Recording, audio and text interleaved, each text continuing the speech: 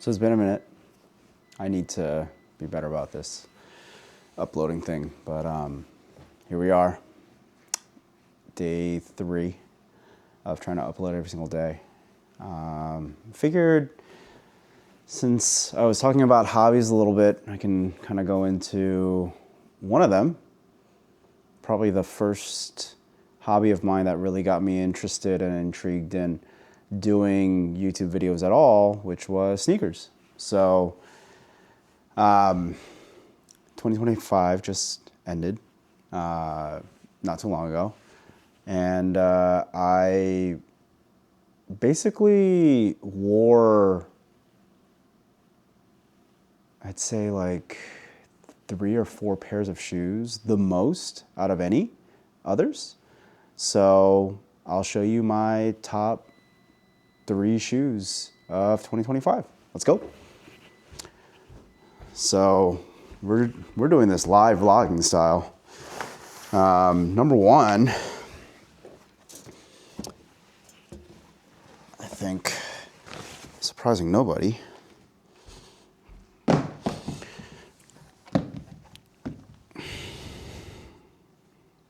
are these.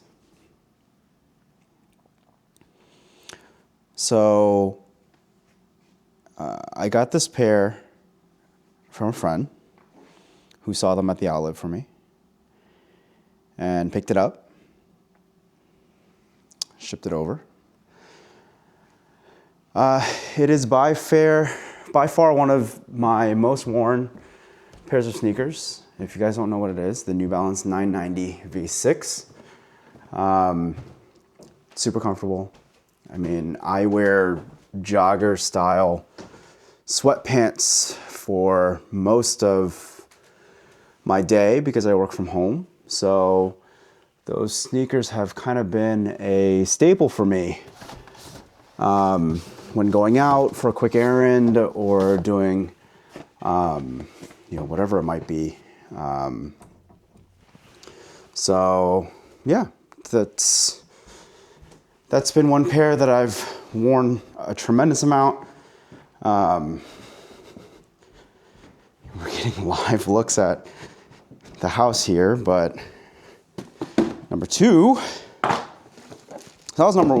that's probably my top, most worn sneaker out of everything that I have from last year. Number 2 is this guy right here. And these are the Jordan 1 Low Mochas. I wore these so much.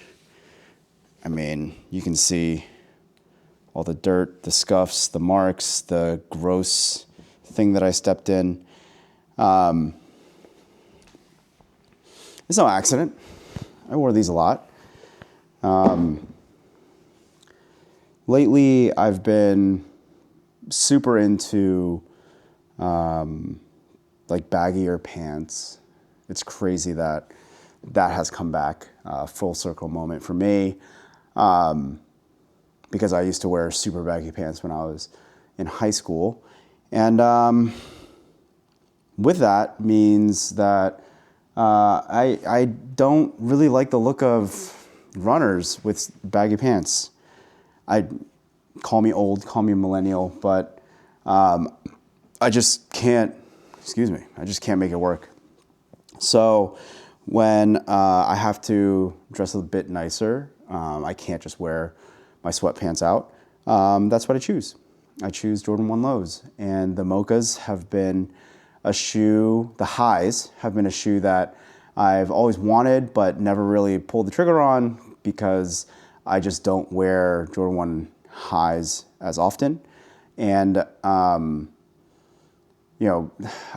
have chunky legs. I can't make one high. I'm not very tall, so I can't make one highs look good in shorts. So I always opt for the lows. And the Mocha, when the Mocha 1 Lows were announced and they came out, I was like, I absolutely have to have them. So I wore these a ton. There's just no denying that. Do I regret it? No. Did I pick these up in 2025? No, but I just wore them so much that there's just no denying it's one of the top shoes that I've worn. Number 3, and to nobody's surprise, number 3 is this one right here.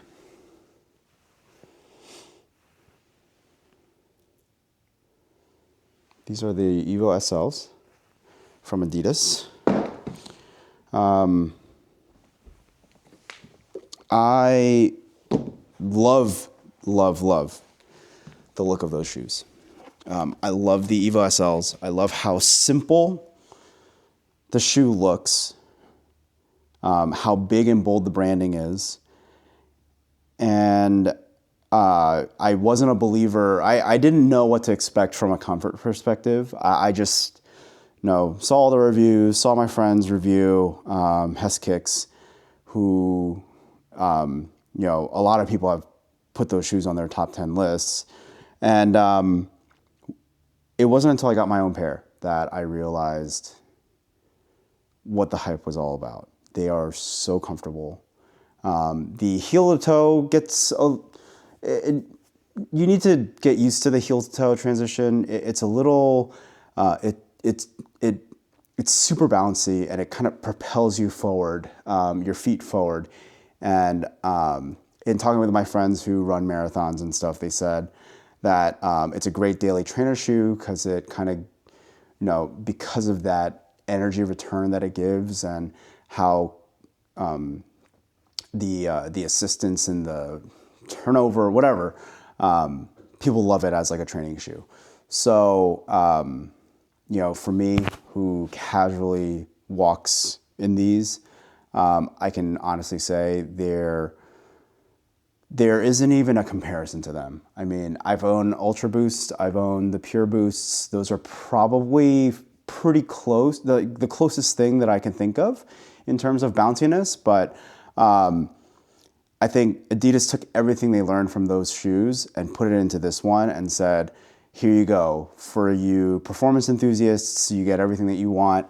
And for you casual, for people who are going to wear these casually, here's a simple look with the big, bold branding.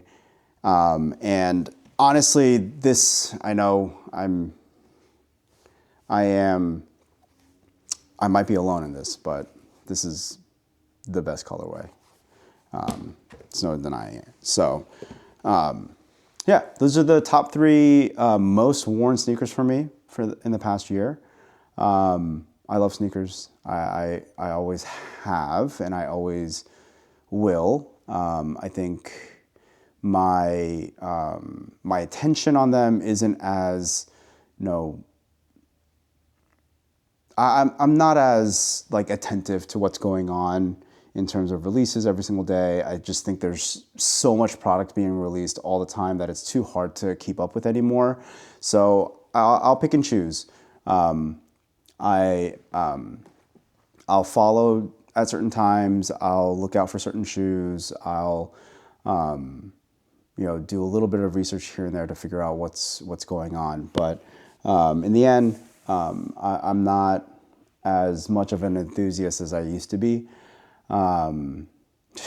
This is what happens when you have too many hobbies and too many interests. You just start, you just can't give them all the same amount of the same amount of time and energy. So, thankfully, I have very close friends who keep me in the loop and ask and message about sneakers that are coming out constantly, and I am grateful for that. Paul, I know you're watching.